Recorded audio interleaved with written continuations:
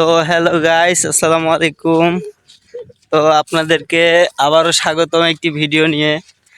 তো আপনারা জানেন যে আমি ওই নানি বাসায় আসছি, অনেক দিন হয়েছে বেড়াইতে। তো অনেক কয়েক বছর পর নানি বাসায় আবার আসলাম।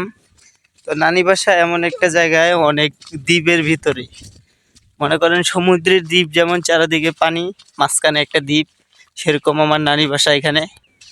ওরা যেমন চর ভাঙে, এক চর ভাঙে আরেক চরে যায় বাসা নেয়, ওরকম এটা।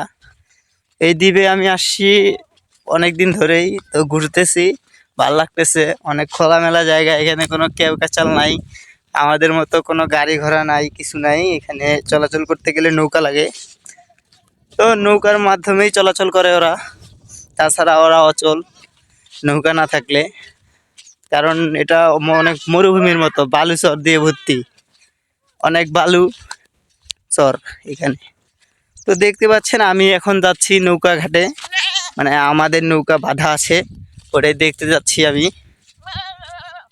যে অনেকদিন পরে আসলাম, নৌকা দেখতে না দেখলে কেমন লাগে, নদীটা না দেখলে কেমন লাগে, ওটা দেখতে যাচ্ছি আমি। তো আপনারা দেখতে থাকেন ভিডিওটা।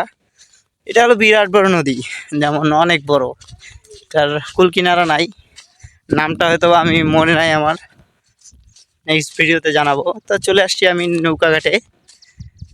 তো এখানে বেসন গাছছে, মানে ধানের বেসন।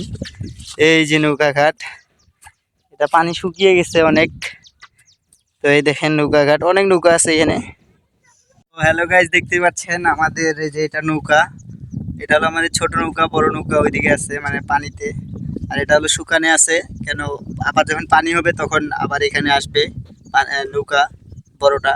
তো আমি এখানে আসলাম একটু ঘোরার জন্য, যে নৌকাটা দেখার জন্য আসলাম, নৌকাটা কেমন কিভাবে আছে, কি অবস্থায় আছে। তো অনেক বছর পরে আসছি, এই জন্য নৌকায় আসলাম। তো এটা আমাদের নৌকা দেখতে পাচ্ছেন।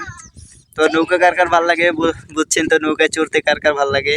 তো আমার তো অনেক মজা লাগে, ছোট থেকেই নৌকায় চড়ছি। তো ধন্যবাদ।